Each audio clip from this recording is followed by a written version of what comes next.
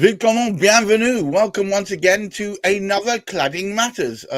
Sorry about the little technical impromptu there, but never mind. We're all here ready to rock. May I introduce you all to Hamish McLay of Search and Convey, Silas Lees of Wiggy-Wham, our amazing guest, Steve Day of the Building Safety Scheme, and of course, Zahrah Aullybocus of Nexa Law. Now, as usual, we're here to stand on orange boxes, wave our arms around, and talk about concepts and ideas. We're not here to advise. We're here to discuss. It's purely commentary, and please take it as such. Today's topic, inept builders. It's not only fires that cause deaths. And as is traditional here, I'm going to throw Hamish straight under the proverbial bus. I think I've come to do of late. I think you need to sidetrack us in temporarily to get back onto the main focus of what we're here about today. And this has actually been probably from the very first time I spoke to Steve, this has probably been one of the worst weeks in terms of the type of information which has been coming across to us about the situation that people have found themselves in various different sort of blocks of flats. And I say flats, it doesn't just apply to flats. There are people in houses in a similar scenario, but it's far, far worse in those flats. And the higher they go, the worse it becomes. But I am reminded, so one little historical matter, if I haven't plugged this before, a tremendous band that I quite liked, which was a folk collective called the Imagined Village. They brought out a record many years ago, which ought to be really, it ought to be the theme music for my particular company, Search and Convey Solutions. It was called Houses, Houses, Houses. It was about people speaking about the times that they used to spend on the hills. So if you ever get an opportunity, look it up. Houses, Houses, Houses. And do actually, sorry, the Imagined Village. They play some incredible stuff, and it's very clever, the different types of folk music they have there. But on this particular track, there were some guys from the 50s, and he was speaking about when he used to plough the field. And he was going back to those particular times, which is why the subject was brought about, because they're no longer fields, they're houses. And one of the things, the phrase that he actually came up with was with the state of things as they were. He came up with this, and this is an incredible statement, which I love to bits. It's going to be almost my favourite statement of all time. I am prostrate with dismal. Now, when you actually sort of think about what he's saying there, you can't actually get in a worse condition than being prostrate with dismal. And that is almost the state that we have with various representatives meant to be looking after us, who just aren't doing that very thing. But there's also the association. I think there's so much information come out this week down the same sort of lines. And it reminds me of a lovely little ditty. If you ever get an opportunity, go along, please, as well, to a Burns night, a Rabbie Burns night. And what Rabbie Burns night is, you have to salute the haggis. And I'm not a whiskey drinker, but I'd always drink whiskey on Burns night, because every single sort of course you have, we only have a wee shot of whiskey as well. So by the time you get through the meal and the wines and yes, it's a great, great thing. So I learned this little ditty, and this was 25 years ago, I think it was, when I actually learned this one. But it does speak about why I feel the way I do this week. And it goes a wee bit like this. So I don't get it all quite right, because it is going back 25 years. It was an evening in September, I seem to remember. I was strolling down the street in drunken pride. But my knees, they went all a flutter, and I fell down in the gutter. And a pig came along and lay by my side. So, as I lay there in the gutter, thinking thoughts I shouldn't utter, a wee colleen came walking by and did say, "You can tell a man the boozes by the company he chooses." With that, the pig got up and walked away. And we can actually get ourselves entrenched. If we stick around, there's been so much bad press this week in terms of what is going on, and I won't go into those. I'll come back to those when I get when Sure. there is so much, and I think we ought to get passing over to the experts who are living through this, but through the various different pieces of work which they're doing within the property industry. All right. Well, look, Steve, I'm going to throw you straight in there. As Hamish said, some ridiculous stuff coming through the press over the last few days. You've been furnishing me with some of it, but this is the situation. Is it going to get worse before it gets better? Well, I mean, what we're struggling with at the moment is at our development, Royal Artillery Quays, we are under an active building safety regulator investigation and have been for about 2 weeks. It concludes in about 3 weeks' time. But during the middle of that, we've obviously found a lot of concerning items which we sent to the building regulator. And I actually got a email from the head of it, Philip White, looking into the concerns and assuring me they were taking it very seriously. But in the middle of that, another government organisation, the Ministry of Housing and Local Government, Angela Rayner's department, decided to say they support Barrett's plan, undermining the building safety regulator investigation. And likewise, so did Greenwich Council. And if I remember exactly what they knew, they did both know, because I wrote to them about the combustible fire stairs. And what Barrett wants to do is leave banned combustible material on 16-story fire stairs without any fire performance test evidence to know what the risk is. And that also go against the fire brigade's advice from the National Fire Chief Council, which says no combustible material should be on fire stairs. So that's what Angela Rayner's department has supported, and that's also what Greenwich Council has supported.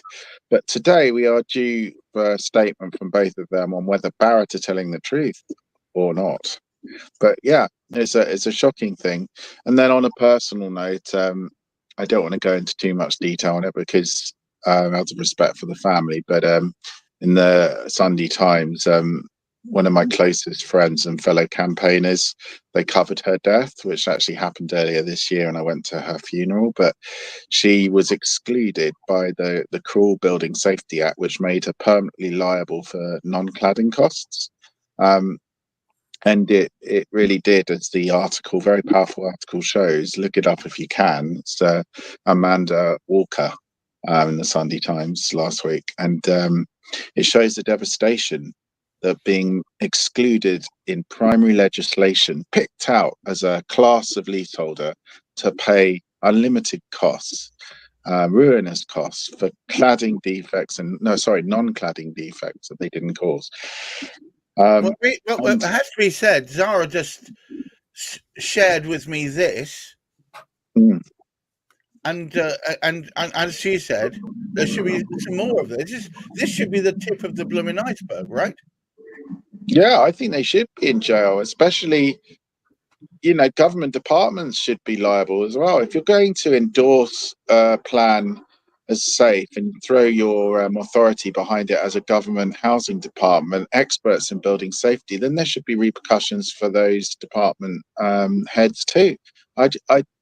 It's completely baffling why they've stepped in to undermine our building safety regulator investigation, who are the experts, to basically cover their new master builder, which is Barratt Homes. So we'll find out later. Let me get Zahrah in on the action. Good to see you, Zahrah. Zahrah, should we follow the money? Yeah. I mean, the thing is, we can't trust any of them now. I don't, I'm actually actively saying to people buying new builds now, even if we're getting these certificates, as evidence, we're basically having to take their word for it that they've done the job properly, because the builders are marking their own homework. It's not outsourced to somebody independent. We like to pretend in that we're all very proper British and that corruption doesn't happen in this country, but unfortunately, I'm seeing a lot of it everywhere. I don't know. Maybe we're just better at it, and we do it so people can't see it happening. Silas, does corruption can't possibly happen here. I'm far too British for that sort of thing. Gareth, I could tell you some stories, are genuine stories. I mean, the one recently, a friend of mine who was challenging the banking system in open court in London, and I won't say too much, but the judge was caught colluding with the bank's barrister. What? And it was recorded by a solicitor, the interaction between the judge and the barrister for the other side. So when people say that we're very good at hiding it, I've also had the experience of going to India and seeing what happens in India, and it's very much more open there, and people think... Yes, it is. It's blunt. Here's a package of money. Now do what I ask. At least they're honest about it. Is that a fair thing? Absolutely. And unfortunately, as Zahrah is saying there, it is filtering through in so many different areas right now. And I think coming back to the main core issue here at heart is that at the moment we seem to have developed this incredible system where house builders are being rewarded for shoddy product and shoddy services. So at the moment, as a developer, I could go out there, build a multi-story block of flats, sell it to all these punters who are desperate for a home because there's a real shortage right now, use all the worst materials on there, make it a complete tinderbox, and I can sail off into the sunset because I've rewarded my shareholders, I've pocketed a few quid myself, even collapse the company and leave it to the leaseholders to pick up the cost. And I think, having been a project manager in the past of commercial developments more so than resi, but having seen the impact of what happens on site, we talk about this whole idea of inept builders, but I've actually been on building sites where a site manager has said to me, you could put a sign up on a site that says, do not cut your leg off, and somebody will do it just to spite you. And so I also have some element of sympathy of what house builders are dealing with on the site itself. And that's why we have all these standards, building regulations and everything that Steve's trying to do. The reality is house builders nationwide are being rewarded for shoddy product, and it's unforgivable. Are we dealing basically with a tradition of shoddy workmanship? Is it almost like they have to do it because it's traditional to do so? Is there some logic behind this? Well, I think it's very difficult for the supply chain and the contractors. I mean, if a developer says, right, I want the cheapest tender, and to give you an idea, all Artillery Quays are a massive cladding project, 8 buildings, 16 stories, and right. The top tallest ones. There was a range from 9 million for the whole project to about 13 million. So what was the difference? Why was it 13 and why was it 9? And do I really want a 9 million version of that remediation? What kind of corner cutting was there? And that's the problem. You've got huge swings in tenders, and the builder, is going to choose the cheapest one. And then that contractor's now compromised, having agreed that price, to cut the corners to make it work. And that's the race to the bottom. And I say, and this is the world that myself and many others, including Zahrah, are working on, is we're saying, well, the developer's liable, so you can corner cut if you like, but then you're going to be paying for the delta. So you might as well go for that 13 million Royal Artillery Quays remediation and pay it as a one-off cost instead of doing it again and again because you went for the 9 million. So there's an example, and unfortunately, it looks like the government are protecting the industry. It seems a highly protected industry, more than any other. They have their own reasons for this. Of course, they want to build houses, and that's understandable. But the problem is, there's also the post-Grenfell public money. So there's like taxpayers' money, and this is where the conflict of interest truly lies. They've got £5 billion for the tall buildings to fix the cladding on those, right? So if they've only got £5 billion, that is a conflict of interest with how much work needs to get done per building. That's why we have this watered down remediation standard, which says, well, it's banned on new buildings, but you can leave it on here without any test evidence. And the reason that's there is because the taxpayers' money, the 5 billion for this remediation, needs to be spread. So we need to do less work. So there's an inherent conflict of interest between the Treasury, who's got a fixed pot, money, and the actual amount of work per development that gets done. And that, aligned with the builders wanting to save money, creates a perfect storm of conflict of interest. And that is what we need to address in primary legislation, in law. And that's what we'll be doing later this year. Silas, Yeah, I mean, shouldn't it be the okay, actually, one moment, Silas. Zahrah, shouldn't it be these bloody builders that pick up the thing rather than the public purse? it should be, because if you buy a car and it's defective and it's going to cause a risk to your life, you take the car back to the manufacturer. You'd think Why? so. But you know, houses in somebody's home, somewhere that's supposed to be your safe space, is treated very differently.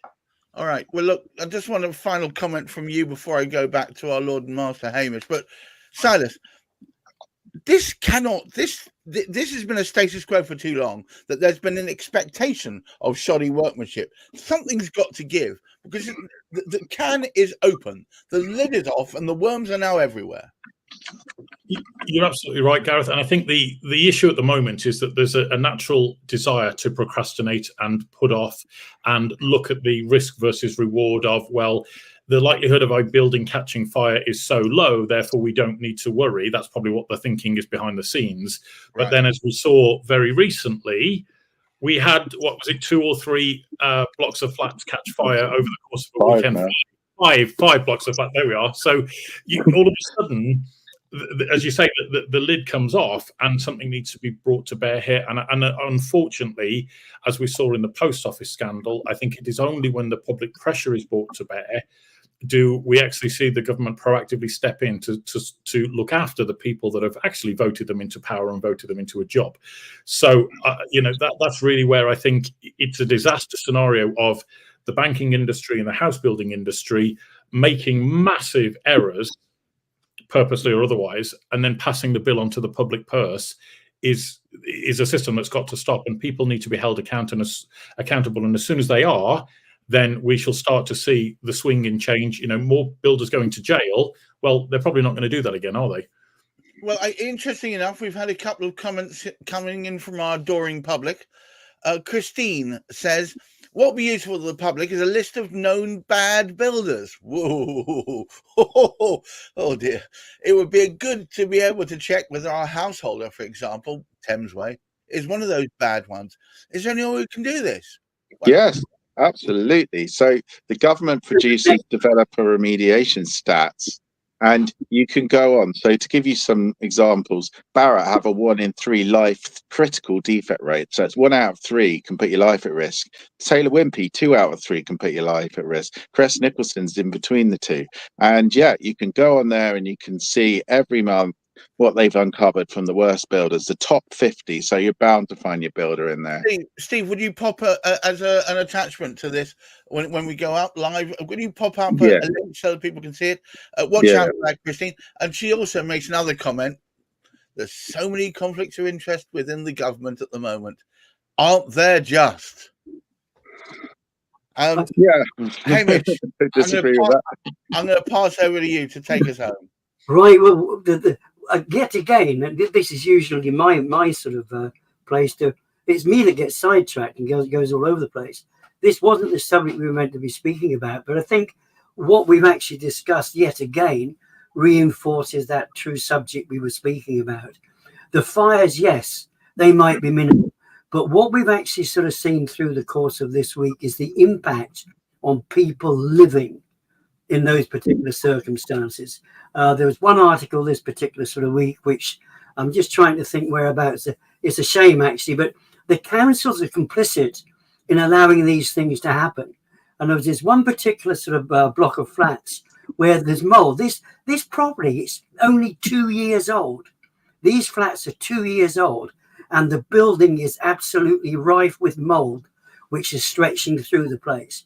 We've got people who were enveloped within that fire which took place. I'm not too sure where it was. Again, but they're stuffed in hotels somewhere, And the councils are coming, hey, this is not our responsibility. Why should we be paying for you to be in the hotels? It's all right for you guys in the hotels. You're living it up. No, they bloody aren't. They're actually frightened to pieces, these people, because they're living in a situation which has been imposed upon them by builders making massive profit and not taking responsibility for creating a safe environment. Every person is entitled to live in a safe environment, surely, in this country. Surely. We're on a timer here. We're on a timer here, but before we go, Paul has jumped in and said innovation is the way forward. As with asbestos in the years gone by, forget the builder, it's the process that is flawed. Comments? No, it's the installations, and that's the builder that's responsible. So very easy. They didn't use the right fixings. They used metal instead of the required, plastic instead of the required metal. They used the incorrect render thickness. They used the incorrect adhesive pattern. They cut corners. These builders need to install to the regs, and until they do that, they're going to be liable every single time. All right, and Christine's just jumped in, and this is going to be the last comment. We have to go. Thank you, guys. It's good to know that people are actually actively discussing this. Christine says, "Are these horror stories out there for all to see? If yes, where are they?" Yeah, just check my LinkedIn. So if you go to linkedin.com/in/Steve M. Day, you'll see all the horror stories. Just go through all my posts. They're all And there. also buildingsafetyscheme.org. Yeah. If you go and check out there, that will also give you all it remains for me to say is to thank all our attendees today. Thank you so much, Silas, as ever. Thank you, sage words. Zahrah, probably a bit more shocking. Thanks for that. And Steve Day, of course, he was, I'm afraid, living the nightmare, but sallying forth with, was it the Earl of Lytton? And we're slowly getting there. As I said, the can is open. The lid is off. We can't pretend that the emperor has got clothes on when he ain't. All right. So let's it's take just this. convincing the public now that this is out there, and that they need to be very, very careful if they do indeed, want to carry on full steam ahead, regardless of. But a lot of solicitors don't know this. I know they that. won't give that advice. I remember hearing the defeat in your voice when you said to me on our previous podcast, I keep telling them showing them all the red flags, and they go, no, just go ahead. It's crazy. People have been forced into a situation which is only going to lead them into a pain and misery down the line. Guys, thank you very much for taking part, and all you out there listening, thank you very much for supporting us. Continue to do so, because we're here every week trying to right the wrongs, trying to point out the iniquities, and hopefully creating more discussion. So until next time, keep your feet on the ground, keep reaching for the stars, look after your mental health, and realize there is a light at the end of the tunnel if it's not an oncoming train. Until then, thank you very much and have a wonderful weekend. Bye-bye all.